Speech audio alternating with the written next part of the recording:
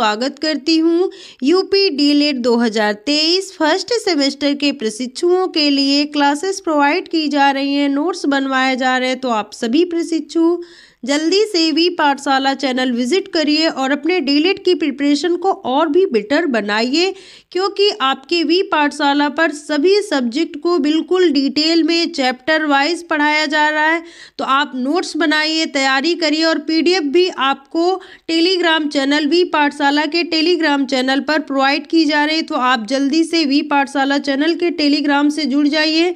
Telegram का link मैं आपको कमेंट बॉक्स में तथा डिस्क्रिप्शन बॉक्स में तथा वीडियो के अबाउट में भी आपको टेलीग्राम का लिंक मिल जाएगा, तो आप ज्वाइन हो सकते हैं। तो आज की क्लास में हम मैथ आपका पवन सीरीज में जो मैथ के बहुविकल्पी क्वेश्चन दिए हैं उन्हें आपके साथ प्रैक्टिस करेंगे। तो आइए देखते हैं कि पवन सीरीज में कौन कौन से क्वेश्चन दिए हैं और कौन से क्वेश्चन आए हुए हैं। तो पिछली क्लास में मैंने आपको क्वेश्चन 10 तक बिल्कुल डिटेल में बताया था और आज की क्लास में हम क्वेश्चन नंबर 11 से स्टार्ट करेंगे। तो आइए देखते हैं। और क्लास आप सभी लोग लाइक किया करिए, शेयर किया करिए। कहते नहीं तो आप लोग शेयर भी नहीं करते। क्लास को शेयर करिए, ज़्यादा से ज़्यादा तक लोगों तक पहुँचाइए ताकि ज़्यादा लोगों को क्लास मिल सके और वह भी पढ़ सकें, क्योंकि कुछ लोगों को नहीं पता होती है क्लास के बारे में। तो आपका दायित्व बनता है कि आप अपने फ्रेंड्स में क्लास को शेयर करें। तो आइए देखते हैं आज की क्लास में।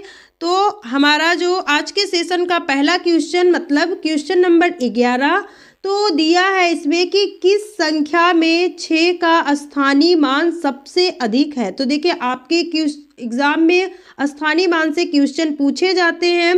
तो पहले तो इजी पूछा जाता था, लेकिन अब दशमलव का जो स्थानीय मान होता है उससे भी क्वेश्चन आने लगे हैं। तो अगर आपको दशमलव के स्थानीय मान करने में दिक्कत आती है तो आप वी पाठशाला चैनल के प्लेलिस्ट में जाएंगे।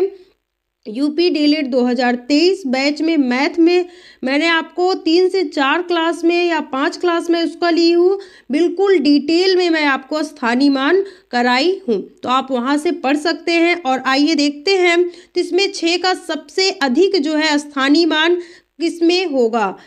आपके ऑप्शंस हैं 271.169 या फिर बी में 295.106 या फिर डी में आपका 285.068 या फिर आपका 144.11611 में। तो देखिए सबसे ज़्यादा इसमें दशमलव का जो स्थानीय मान है उसमें सबसे ज़्यादा मान जो 6 का है ये इसमें होगा। क्यों? क्योंकि ये दशांश पे होगा, है ना। तो 1 गुणे दशांश मतलब 1/10। अब जब हम इसका गुणा करेंगे तो कितना आएगा 6/10। तो ये देखिए बड़ा है, सबसे ज़्यादा इसमें आएगा। ये है आपका 6 गुणे 1/100 हो जाएगा, आपके 100वें भाग पर है तो 6/100 होगा।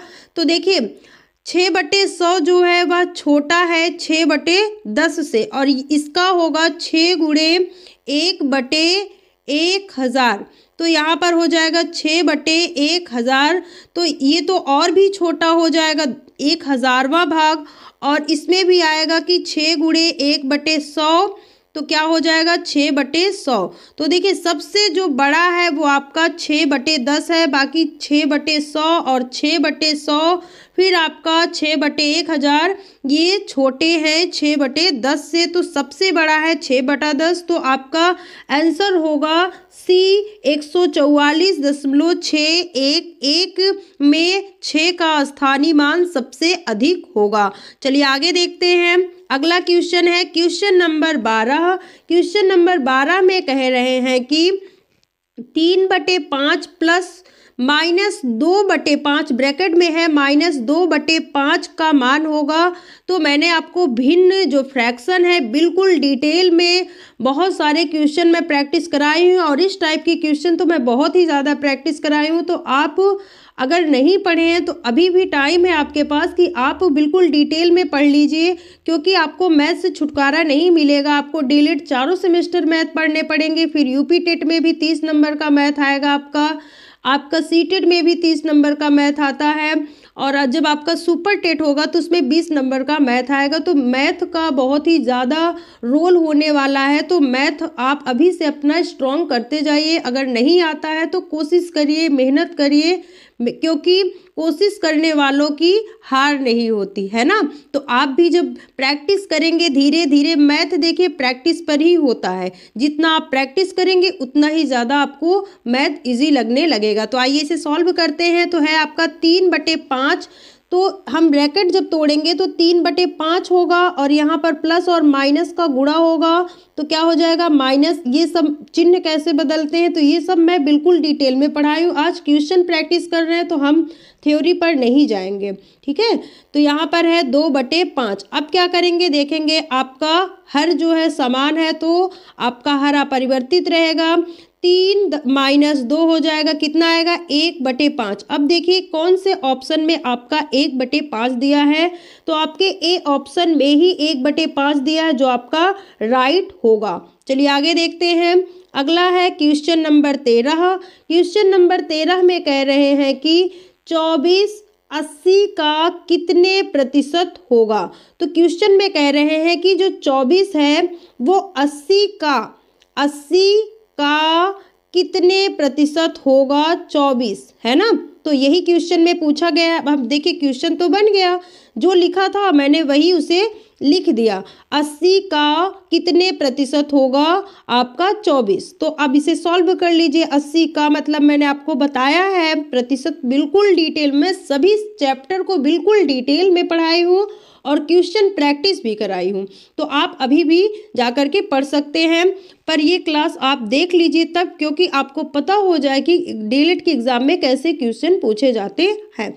तो प्रतिशत का मतलब होगा, मान लेते हैं यहाँ पर x प्रतिशत, तो x बटे होगा आपका 100 और फिर इधर हो जाएगा 24। अब हम इसे सॉल्व करेंगे तो यहाँ से 0 से 0 कटेगा आपका और यहाँ पर आपका हो जाएगा 2 चौके 8, 2 पंचे 10, ठीक है। तो अब होगा 4x/5 और इक्वल में होगा आपका 24। अब आप जब 4x करेंगे तो देखिए 24 में आपका 5 का गुणा होगा, तो 24 में जब 5 का गुणा होगा तो 24 पंचे होगा आपका 120, है ना। तो 120 अब क्या करेंगे, x का मान निकालेंगे तो 120 में आप 4 का भाग देंगे तो आएगा कितना 4 तिया 12 और फिर 4 का 0, तो 30 जो है वो आपका राइट आंसर होगा। 30%। 24 जो है वो 80 का 30% है, तो आपका आंसर होगा बी 30%, ठीक है। चलिए आगे देखते हैं।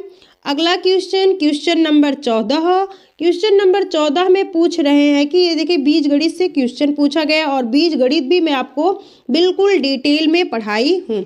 तो देखते हैं, दिया है 8a, तो 8a - 3b plus 3a plus 3b। तो अब हम इसे सॉल्व करेंगे, ब्रैकेट तोड़ेंगे तो हो जाएगा 8a - 3b प्लस 3a और फिर प्लस 3b। अब देखिए 3b माइनस है और 3b आपका प्लस में है तो ये आपका कट जाएगा और 8 और 3 जुड़ जाएगा, क्योंकि यहाँ पर जो है इनके सजातीय पद हैं।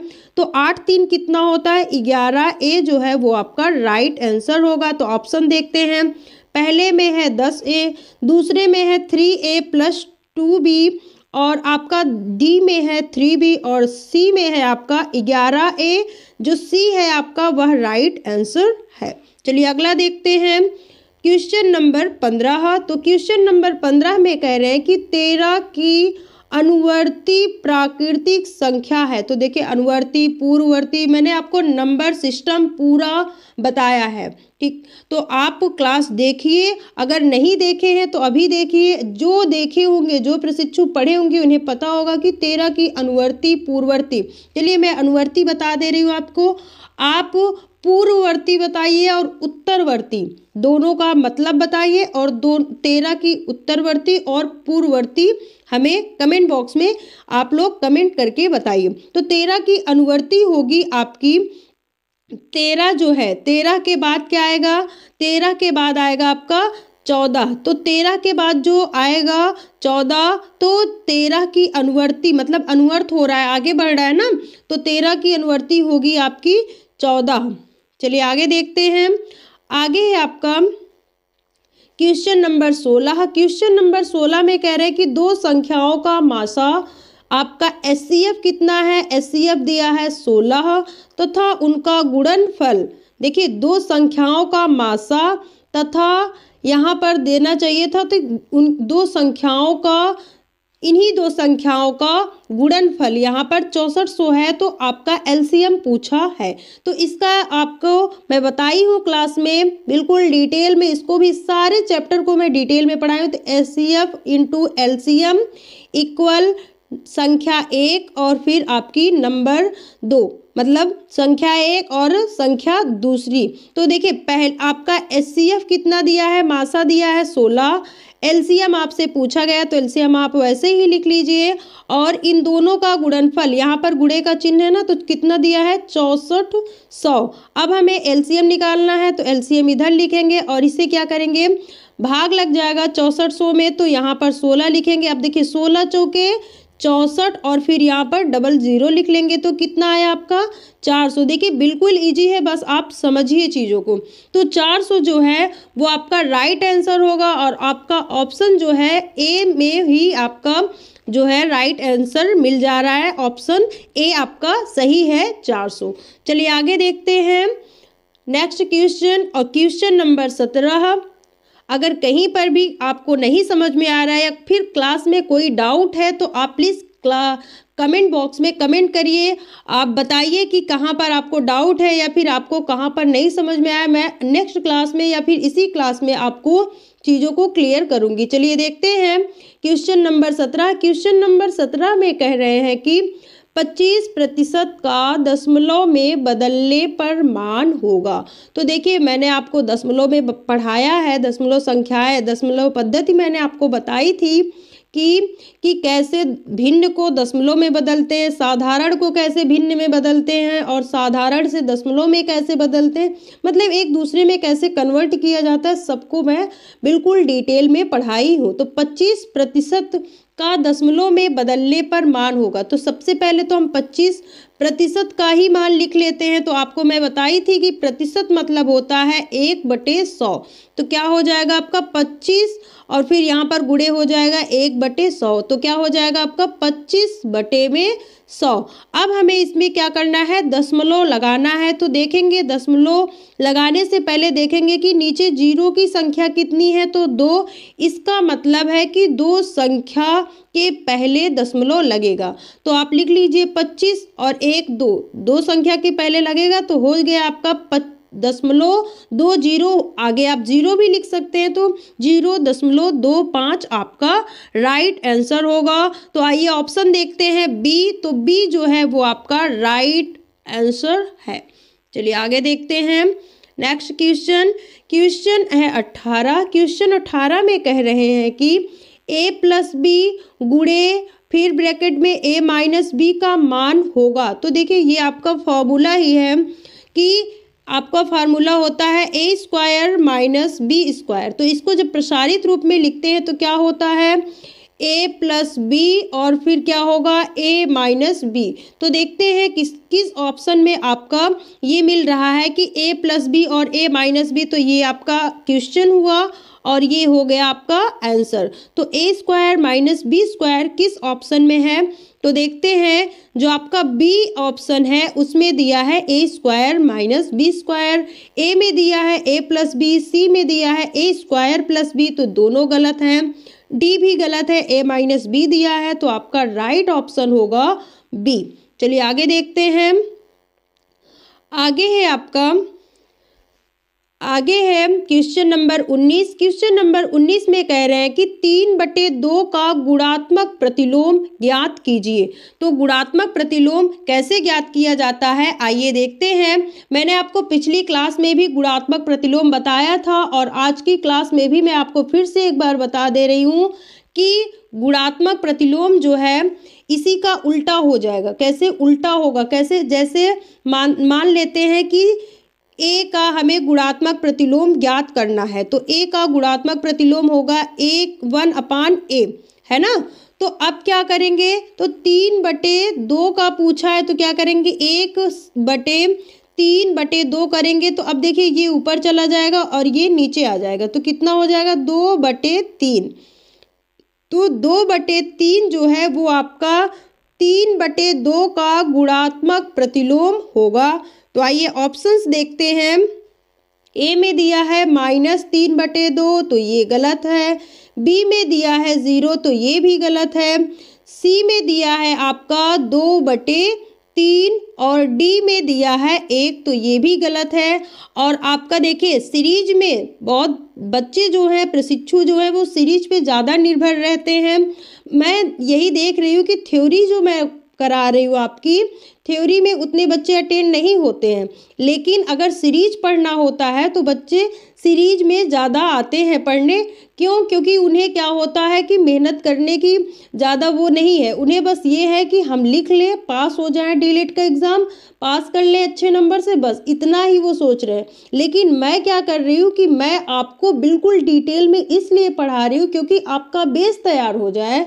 जब आगे आप यूपी टेट दें, सीटेट दे, एस्टेट दे, तो आप जो 20-20, 22-22, 25-25 हज़ार दे करके बड़ी बड़ी कोचिंगों में कोचिंग करते हैं, उसकी आवश्यकता ना हो। क्यों? क्योंकि अभी से आपका जब तैयार रहेगा सारी चीज़ें तो आपका जल्दी जल्दी सारी चीज़ें क्लियर होती जाएंगी। जैसे आपका डीलेड हुआ, फिर यूपी टेट, एस्टेट, तो आप टीचर जल्दी से बन जाएंगे। नहीं तो एक बार डीलेड करिए आराम से, कोई दिक्कत नहीं है। फिर क्या करेंगे, 25 से 30 हज़ार दे करके आप कोचिंग करिए, उसमें 1, 2, 3 साल, 4 साल अपना व्यतीत करिए। फिर वैकेंसी का कोई ठिकाना रहता नहीं कि कब आएगी कब नहीं, तो उसमें टाइम वेस्ट होता है ना। तो इससे क्या है कि हमारी तैयारी हुई रहेगी, जब भी वैकेंसी आती है हम अपना एग्ज़ाम देंगे और क्लियर करेंगे। तो ये फोकस करिए आप लोग, ये नहीं कि हम सिर्फ सीरीज पर ही निर्भर रहें। हम आपको सीरीज इसलिए पढ़ा रहे हैं क्योंकि इसमें आपको क्वेश्चन मिल रहे हैं, है ना। क्वेश्चन करने में तब मज़ा आता है जब हमें पहले से सारी चीज़ें आती रहती हैं, हम थ्योरी पढ़े होते हैं, फिर हम क्वेश्चन करते हैं तो ज़्यादा इंटरेस्टिंग लगता है। अब जब हम कुछ पढ़े ही नहीं है, बस क्वेश्चन किए जा रहे हैं, तो जो क्वेश्चन हम पढ़ रहे हैं वो भी सीरीज में देख लीजिए। आपको उस दिन भी मैं कराई थी तो उस दिन भी 1-2 आंसर आपका गलत था, और आज भी देख लीजिए, अभी ज़्यादा क्वेश्चन हुआ भी नहीं है, क्वेश्चन 20 पे ही पहुँचे हैं, तो यहाँ पर आंसर गलत है। अब कुछ बच्चे क्या करेंगे, दा को ही सही मानेंगे। अगर मान लेते हैं ऐसा क्वेश्चन आता है तो वो वैसे ही टिक करके चले आएंगे, 1 नंबर तो आपका वैसे ही चला गया। और आपको पता होना चाहिए कि एक ही नंबर से आपका बैक लग जाता है और एक ही नंबर से आपका बैक रुकता है। तो सारी चीज़ों को ध्यान में रखिए और थोड़ा सीरियस होकर के पढ़ाई कीजिए। चलिए आगे देखते हैं। आगे है आपका क्वेश्चन नंबर 20। क्वेश्चन नंबर 20 में कह रहे हैं कि 4 का 3% है। तो देखिए 4 का 3% है। देखिए क्वेश्चन बहुत ही ज़्यादा छोटा है, पर ये है कि समझने वाली बात है। देखिए 4 का मान लेते हैं, आप क्या करिए, 4 भाग करिए, है ना। अब देखिए 4 भाग, एक ये है आपका 25, फिर ये है आपका 25, फिर ये है आपका 25 और फिर ये है आपका 25। देखिए 4 हुआ ना। अब 4 का पूछ रहा है कि 3 कितने प्रतिशत होगा, ये भी 25%, ये भी 25%, ये भी और ये भी। तो अब इसमें से 3 खाना आप निकाल लीजिए। तो 3 खाना जब आप निकालेंगे तो कितना हो जाएगा, 25 + 25 + 25, तो 25 25 50 और 50 + 25 होगा आपका 75%। तो आपका राइट आंसर जो होगा वो होगा 75%। या चलिए आगे देखते हैं अगला question, question number 21। Question number 21 में कह रहे हैं कि a - ब्रैकेट में b-2a को सरल करने पर प्राप्त होगा। तो ऐसे क्वेश्चन मैं आपको बीजगणित में खूब कराई हूँ। तो देखिए क्या होगा, पहले a लिखेंगे, फिर आप ब्रैकेट तोड़ेंगे तो माइनस का गुणा होगा तो -b होगा, फिर माइनस माइनस का गुणा होगा तो +2a होगा। अब देखिए यहाँ पर a और 2a को हम ऐड करेंगे तो कितना हो जाएगा, 3a, और फिर बचेगा आपका -b। तो आइए ऑप्शन देखते हैं। पहले ऑप्शन में है 3a - b, तो हमारा राइट आंसर तो यही होगा। पर आगे ऑप्शन भी देखते हैं, 3b - a, 3a + b और a - b, तो सभी गलत हैं। आपका क्वेश्चन जो 21 है उसका ऑप्शन ए सही है। चलिए आगे देखते हैं। अगला क्वेश्चन है क्वेश्चन नंबर 22। क्वेश्चन नंबर 22 में कह रहे हैं कि 2 संख्याओं का माशा 35 और लासा 525 है, उनमें से एक संख्या 175 है, तो दूसरी संख्या ज्ञात करिए। तो देखिए यहाँ पर मैंने आपको बताया था HCF इंटू LCM है ना, फिर ये है आपकी पहली संख्या, फिर आपकी है दूसरी संख्या। तो लासा आपका दिया है कितना, लासा दिया है 525 और मासा कितना दिया है 35 और बटे में कितना हो जाएगा, एक संख्या है 175, तो दूसरी संख्या हमें ज्ञात करना है। तो देखिए 5 से पहले काटिए, 5 सते होगा 35 और इसमें इसको जब आप काटेंगे तो क्या होगा, 5 तिया 15 और 5 सते 35 होगा, है ना, 5 सते 35, तो 35 हुआ। अब फिर 5 से इसे काटिए तो 5 सते 35 और इसे जब काटेंगे तो 5 एकन्ने 5 और 5 पचम 25, तो 105 होगा। 7 से 7 कट जाएगा तो कितना आएगा 105, तो 105 आपका राइट ऑप्शन होगा, राइट आंसर होगा। तो आ में है आपका 25, गलत है। बी में है आपका 49, ये भी गलत है। सी में है आपका 63, ये भी गलत है। तो डी जो है आपका 105, ये राइट आंसर होगा। चलिए आगे देखते हैं क्वेश्चन नंबर 23। क्वेश्चन नंबर 23 में कह रहे हैं कि किस संख्या में 5 का स्थानीय मान सबसे अधिक है। तो अभी मैंने आपको ऐसे ही एक क्वेश्चन कराया, उसमें 6 का स्थानीय मान पूछा था। तो आइए देखते हैं, इसमें 5 का स्थानीय मान होगा, इसमें 5 का स्थानीय मान होगा 5 गुणे 1/1000, तो क्या हो जाएगा 5/1000वां भाग होगा। इसमें होगा 5 गुणे 1/100, 100वां होगा, तो 5/100 होगा। और इसमें होगा 5 गुणे 10, 10वें स्थान पर है ना, तो क्या हो जाएगा 5/10। और फिर इसमें होगा 5 गुणे 1/100 बराबर 5/100। तो देखिए सबसे बड़ा इसमें कौन है आपका 5/10, तो कौन सा ऑप्शन सही होगा, सी जो है वो आपका राइट ऑप्शन होगा। चलिए आगे देखते हैं अगला question, question number 24। Question number 24 में कह रहे हैं कि कौन सा जोड़ा एक दूसरे का व्युत्क्रम है। तो देखिए व्युत्क्रम मतलब होता है उल्टा। तो यहाँ पर है 1/3 और फिर यहाँ पर देखिए 3/9 है, तो 3/9 का मतलब हो जाएगा 3 एकन्ने 3 और 3 त्रिक्का 9, तो 1/3 और 1/3 यहाँ पर लिखा है, तो ये तो नहीं होगा। अगला देखते हैं 1/5 और यहाँ पर लिखा है 5 एकन्ने 5, 5 दूनी 10, 1/2 लिखा है, तो ये भी नहीं होगा। अब आप डी देखिए, तो 1/2 यहाँ पर लिखा है और यहाँ पर होगा 4 एकन्ने 4, 4 दूनी 8, तो यहाँ पर 1/2 और 1/2 लिखा है, तो ये भी नहीं होगा। सी देखिए 5/6 और फिर उल्टा कर दिया 6/5, तो सी जो है वो आपका राइट ऑप्शन होगा। चलिए आगे देखते हैं अगला क्वेश्चन, क्वेश्चन नंबर 25 और आज के सेशन का लास्ट क्वेश्चन। तो इसमें दिया है कि 2.4 गुणे 0.5 का स्थानीय मान ज्ञात करना है, मतलब गुणा करना है। तो चलिए सॉल्व करते हैं।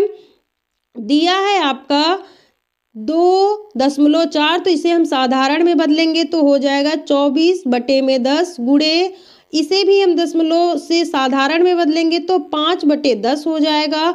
अब हम 24 में 5 का गुणा करेंगे, तो 24 में जब 5 का गुणा करेंगे तो 20 पंचे 100 और 4 पंचे 20, तो हो जाएगा आपका 120 और बटे में 10 का गुणा 10 में करेंगे तो 100 हो जाएगा। आप चाहे तो इसे काट भी सकते हैं 0 से 0, तो होगा 12/10। अब हम इसमें क्या करेंगे, पॉइंट लगाएंगे, है ना, पॉइंट लगाएंगे तो आपका कितना होगा, देखिए यहाँ पर होगा आपका 1.20 आपका राइट आंसर होगा। तो देखते हैं ऑप्शन पहले में है आपका 0.12, तो ये गलत है। सी में दिया है 0.012, तो ये भी गलत है आपका। डी में दिया है 12.0, तो ये गलत है। बी में दिया है 1.20, तो ये आपका राइट आंसर होगा। और आज के सेशन में इतना ही। नेक्स्ट सेशन में हम आपका जो क्वेश्चन शेष हैं उन्हें डिस्कस करेंगे। उम्मीद करती हूँ क्लास आपको समझ में आई हुई होगी, मेरा समझाया हुआ कंटेंट आपको समझ में आया हुआ होगा। अगर आपको क्लास अच्छी लगती है तो क्लास लाइक करिए, शेयर करिए और चैनल को सब्सक्राइब कर लीजिए, ताकि मैं कोई भी वीडियो अपलोड करूं तो नोटिफिकेशन आपके पास जल्द से जल्द पहुंच जाए। और क्लास के अंत तक जुड़ने के लिए तथा चैनल से जुड़ने के लिए सभी प्रशिक्षुओं को धन्यवाद।